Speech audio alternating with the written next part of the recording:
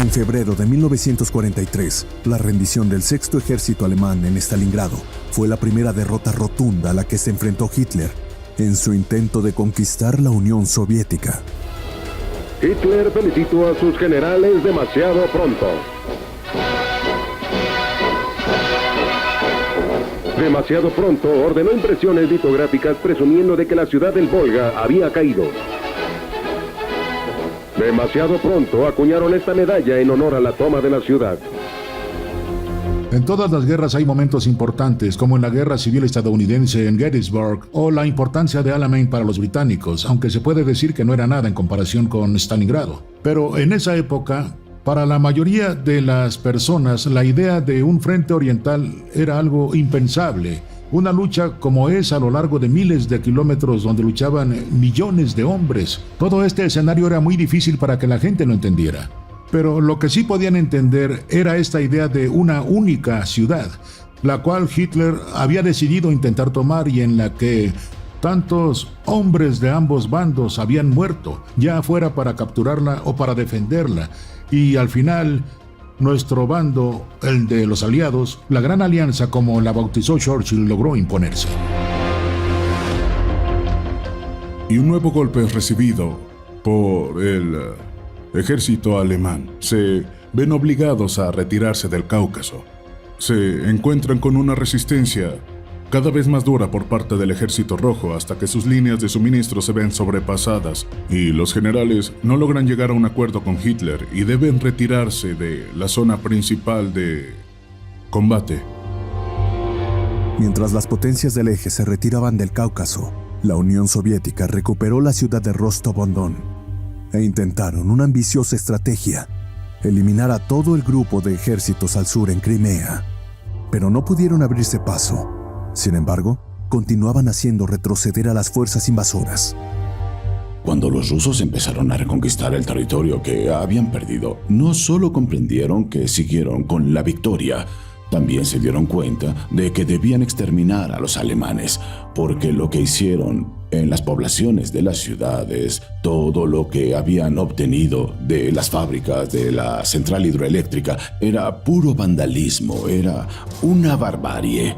Se convencieron de que ellos eran el pueblo civilizado y que los alemanes eran los bárbaros, y de cierto modo eso aumentó la moral.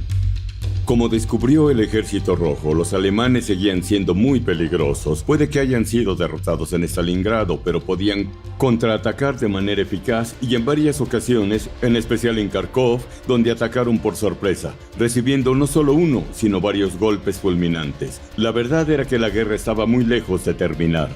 Pero con la llegada del año de 1943 y las lluvias primaverales, siendo asunto del pasado, era evidente que ambas partes esperaban un gran enfrentamiento de verano. Y también era evidente dónde se enfrentarían, ya que solo podía haber un solo lugar. Era Kursk. La batalla de Kursk comenzó el 5 de julio de 1943. El saliente Kursk era un saliente soviético que se extendía a más de 150 kilómetros dentro de un territorio controlado por los alemanes y parecía vulnerable ante una estrategia de pinza. Y Hitler se preguntó, ¿qué podemos hacer ahora? ¿Cómo podemos detener el avance soviético y cómo podemos dar un golpe importante? Y decidió que sería en la zona de Kursk. Ahí, las líneas del Ejército Rojo se ubicaban justo en la saliente de Kursk, un área por donde podían acceder, rodearlos y destruirlos. Y entonces planeó, de forma meticulosa, una gran operación. La Operación Ciudadela.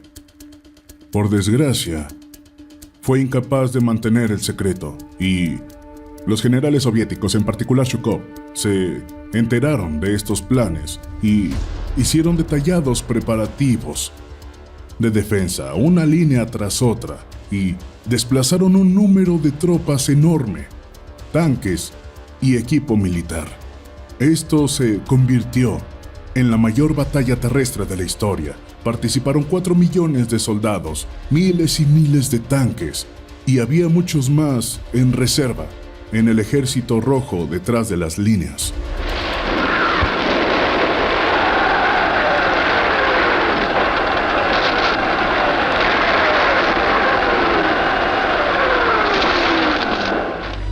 La batalla fue un combate de obstáculos muy duro. Había enormes defensas que fueron excavadas durante meses con cientos de miles de civiles y también soldados. Las fuerzas rusas estaban tan abrumadoras en tamaño y estaban perdiendo 5-1 en términos de bajas. Pero eso fue suficiente para obligar a los alemanes a retirarse. Incluso los generales más experimentados de ambos bandos, alemanes y rusos, estaban asombrados por lo que presenciaron en Kursk. Eran terribles choques de titanes, choques frontales entre masas acorazadas. Una horrenda escala de destrucción. Casi todos los días los rusos sufrían mucho más bajas porque los alemanes tenían mejores tanques en esa etapa y los usaban mejor. Nikita Khrushchev en ese entonces era el comisario político y hasta el día de su muerte dijo que nunca olvidaría el hedor de los cuerpos incinerados dentro de los tanques en Kursk. Al final de cada día de lucha se veían todos estos restos en llamas. Era un espectáculo que horrorizaba y aterrorizaba incluso a los soldados más experimentados de ambos bandos que lo presenciaban. A pesar de las enormes pérdidas, la Unión Soviética saldría victoriosa de la batalla de Kursk, gracias a nuevos y exitosos contraataques. Kursk anula totalmente la idea de que las derrotas alemanas en Rusia se deben a factores como el invierno o el barro del otoño o ese tipo de cosas. Se debe a que los alemanes están en su elemento. El clima es soleado, tienen superioridad aérea la mayor parte del tiempo, el suelo es firme y destinaron 3/4 partes de su armamento solo para destruir al saliente, que es del tamaño de la isla de White. Y no solo no pueden hacerlo, sino que desde el momento en que su ataque se estanca, los rusos inician 2 grandes contraataques al norte y al sur de Kursk, que los hacen retroceder, lo que demuestra que los rusos estaban esperando su momento. Los rusos estaban preparados para permitir que los alemanes avanzaran primero. Y si tenemos en cuenta que dará a los alemanes la oportunidad de hacer el primer movimiento en el 41 y 42, llevó a los rusos al borde de la derrota. Hacer lo mismo en el 43 es muy impresionante. Entonces, el único marco de referencia que tenían los generales rusos es que era pleno verano. Así que las plantas florecieron. Pero, ¿dónde están los panzers alemanes? ¿Qué podía salir mal? Porque fue un desastre en el 41 y un desastre en el 42. ¿Sería diferente en el 43? No, esta vez no. A los alemanes se les permite el primer movimiento y volvieron a ser derrotados. Fue la última vez que los alemanes abrigaron una mínima esperanza realista de que podrían ser capaces de cambiar las cosas. Pero aún así estaban convencidos de que podrían abrirse paso. Estaban acumulando tanta fuerza, tenían los nuevos tanques Tiger y la mitad de la producción de tanques de Alemania durante meses fue destinada para ello y en escalar esta batalla. Lo que tenemos que recordar es que al mismo tiempo en que la batalla de Kursk se libró, los estadounidenses y los británicos luchaban en Sicilia y perdieron en su intento de tomar Sicilia con alrededor de 6,000 muertos. Al mismo tiempo, al norte de Kursk habían 400 divisiones en los dos bandos, alemanes y rusos. Y en total, cerca de 500,000 de personas murieron. Tras la batalla de Kursk, las fuerzas soviéticas recuperaron la ciudad de Smolensk y Kiev a finales de 1943. En enero del año siguiente se puso fin al asedio de Leningrado, que había durado casi 3 años y había dejado a la ciudad devastada. Las fuerzas soviéticas se movían ahora por los estados bálticos, ya que Alemania estaba en plena retirada.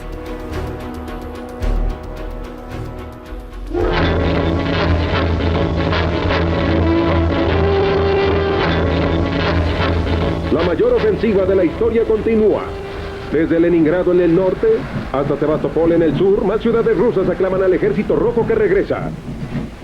Y ante su furia vengadora, los zapadores enemigos destruyen las vías férreas como se muestra en estas películas nazis.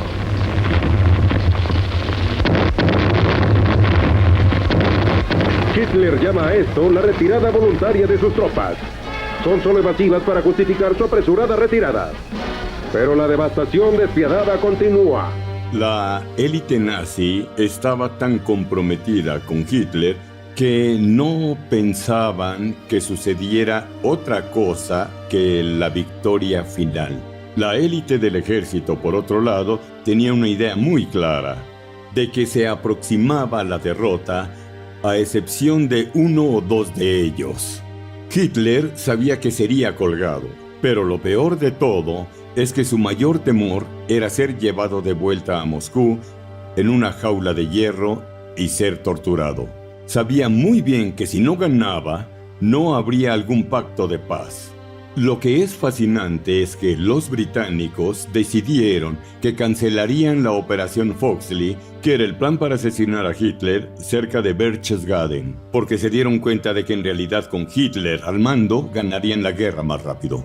Stalin, por su parte, canceló sus planes de asesinar a Hitler porque pensaba que si Hitler era sustituido, entonces los británicos y los estadounidenses podrían hacer un trato con el gobierno sucesor y permitirles seguir luchando contra la Unión Soviética. Así que, aunque se equivocó en ese aspecto en concreto, fue fascinante que en ambos bandos decidieran cancelar los planes para asesinar a Hitler.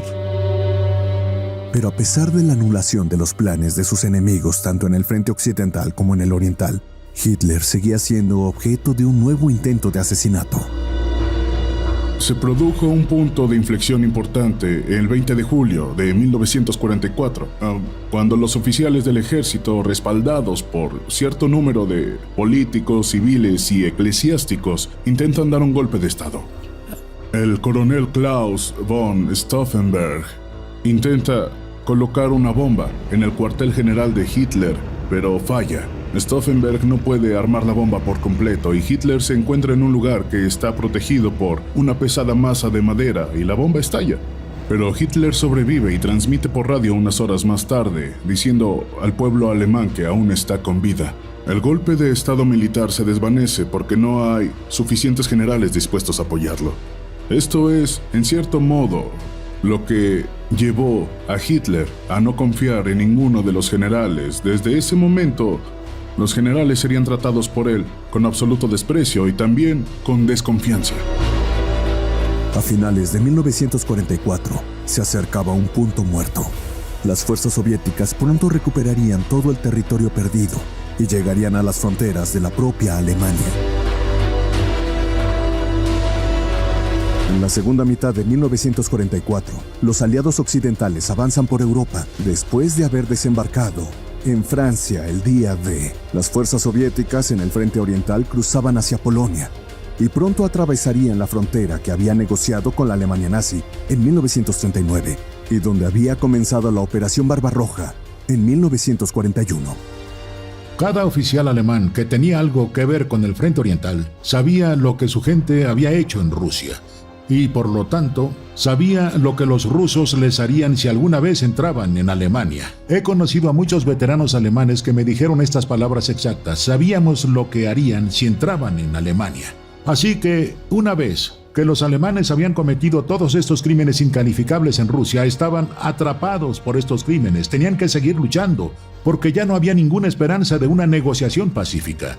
Los aliados occidentales siempre temieron que Stalin planteara una negociación, pero en realidad los alemanes nunca pensaron que esto fuera probable, en parte porque sabían que Hitler nunca lo aceptaría. Y he preguntado a muchos veteranos qué pensaban al llegar a 1944 y 45 y comprendieron que la guerra pronto acabaría. Y quizás habría sido mucho mejor haber hecho un pacto, y entonces dijeron, tal vez podríamos haber llegado a un acuerdo con los estadounidenses y los británicos, pero con los rusos, nunca. A principios de 1945, Alemania había perdido todo el territorio que había ganado desde el comienzo desde la Segunda Guerra Mundial, y sus propias fronteras comenzaban a cerrarse por completo.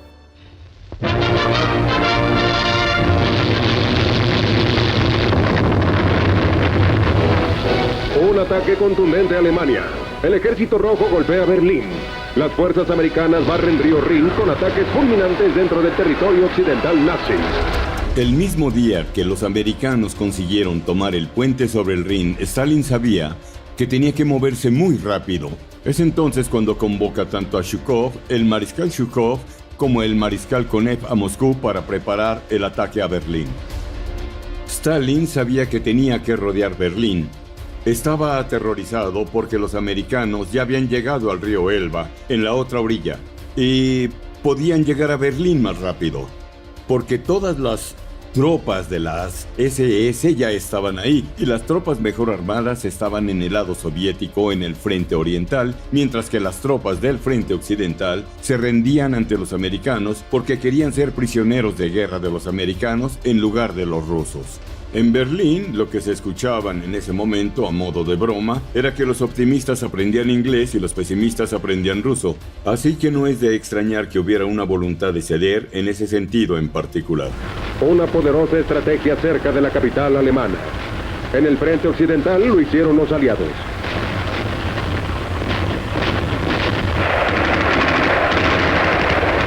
En el frente oriental, los rusos. Ya maltratada por aire, Berlín fue ahora destruida por tierra.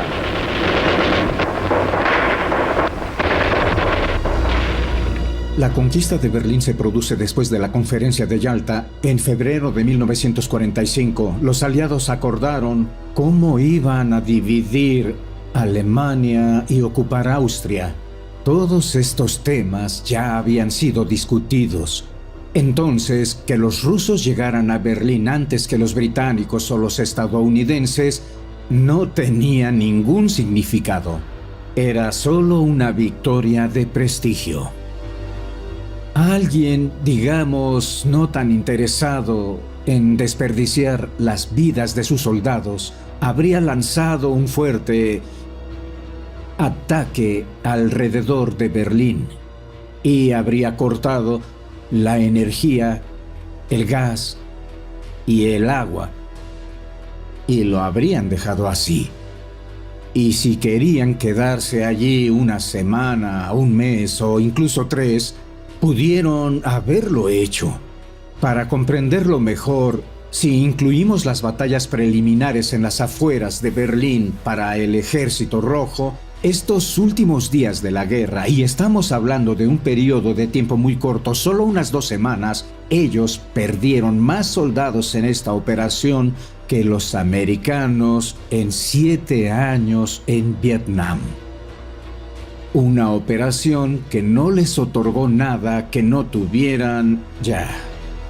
Algunas personas acusaron al general Eisenhower, el comandante supremo angloamericano, de haber sido ingenuo, porque había dejado a los rusos el camino libre en Berlín, y por su respuesta después de la guerra. Él dijo, pero ya habíamos acordado que los rusos iban a tomar Berlín, ¿y por qué valdría la pena que los soldados estadounidenses y británicos murieran por algo que los rusos iban a obtener de todos modos?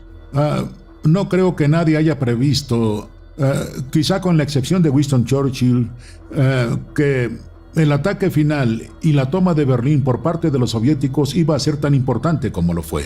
Pero hay que reconocer que en aquel momento todo el mundo estaba desesperado porque el mayor número posible de sus seres queridos siguiera vivo para ver ese día. No creo que hubiera habido una sola familia en Estados Unidos o Gran Bretaña que hubiera dicho que valía la pena la vida de sus soldados para llegar a Berlín antes que los rusos. Fueron los rusos tan despiadados que estaban preparados para asumir las pérdidas por Berlín, y casi todos los hombres de los ejércitos aliados occidentales habrían dicho, si tanto lo quieren, que sean ellos los que mueran. Y de hecho así fue como sucedió. Mientras los soviéticos perdían un gran número de hombres en su intento de capturar la capital alemana, Adolf Hitler se escondía en el búnker del Führer. El 30 de abril, cuando su captura era inevitable, se suicidó y su cuerpo fue quemado. Su propia obsesión por conquistar la Unión Soviética había provocado su caída, y su derrota en la Segunda Guerra Mundial había sido asegurada por las fuerzas de su mayor enemigo, Joseph Stalin. El conflicto Hitler-Stalin es un caso de estudio de 2 psicópatas que lograron alcanzar el control de 2 grandes países como una terrible coincidencia. Hitler por su retórica y Stalin por pura astucia, quien comenzó siendo un soplón para la revolución y luego se convirtió en el presidente del partido y en el exterminador de cualquier otro rival político, de modo que dos grandes naciones gobernadas en su totalidad por los caprichos de estos dos hombres que no sentían ningún tipo de remordimiento, dispuestos a arriesgar la vida de millones para lograr sus fantasiosos objetivos. Es un error hablar de la Segunda Guerra Mundial como si fuera una guerra convencional, en la que las consideraciones militares racionales desempeñan un papel importante. Hay que comprender que el éxito de la guerra lo definen los objetivos de la misma. Y los objetivos de la guerra de Hitler no eran racionales en ningún sentido. Se trataba de una guerra de exterminio racial, una guerra impulsada por fantasías conspirativas paranoicas. El Holocausto era un objetivo de guerra, no era un espectáculo secundario. Todo esto formaba parte de su visión racista, destructiva y asesina de la política nacida de la Primera Guerra Mundial. No creo que haya nada racional en ello. Nadie lo vio entonces con la claridad con la que surgió después, pero las estrategias que se trazaron en esos últimos días de la Segunda Guerra Mundial definieron la estructura de Europa para el curso de la Guerra Fría. Esto, Churchill lo comprendió muchos meses antes de pronunciar su discurso sobre el telón de acero. Aquel telón de acero que estaba descendiendo era toda esa gente que el Ejército Rojo afirmaba haber liberado en Checoslovaquia y Hungría y Polonia, pero no estaba siendo liberada, estaban cambiando la tiranía de Hitler por la tiranía de Stalin. Y eso está claro para nosotros, pero no estaba tan claro en ese momento. Creo que la paradoja de la Segunda Guerra Mundial, en cierto modo, es que podemos pensar que estábamos luchando por la democracia y la libertad, pero terminamos con media Europa liberada y media Europa bajo un nuevo régimen totalitario. Entonces, ¿triunfó el bien o triunfó el mal? Todo lo que sabemos es que cuando se trata de evaluar el enfrentamiento entre dos regímenes totalitarios como los nazis y los comunistas, Andrei Sájarov planteó la fórmula correcta, creo. Dijo que Stalin mató a más gente, pero Hitler debía ser derrotado primero. Y eso sin duda era cierto, porque el plan Hambre, con todo lo que Hitler estaba planeando hacer en la Unión Soviética, habría eclipsado los campos de concentración con estos horrores. De lo que estamos hablando ahora son solo males menores. Hoy sentimos que tenemos el control de nuestras vidas y no podemos olvidar el poco control que la gente tenía sobre sus vidas en aquel entonces. Estamos en una sociedad posmilitar a salvos y seguros, cuidamos el medio ambiente. Muy pocas personas tenían ese tipo de control y al mismo tiempo tomaron decisiones morales extraordinarias, ya sea para apoyar a la resistencia o para contratar a los judíos de la Gestapo. Hacían lo que tenían que hacer, cosas que nunca hemos enfrentado hoy en día. Y eso creo que es la importancia por la que una generación más joven necesita aprender sobre ello. Aunque para muchos pueda parecer una historia muy antigua, en realidad no lo es.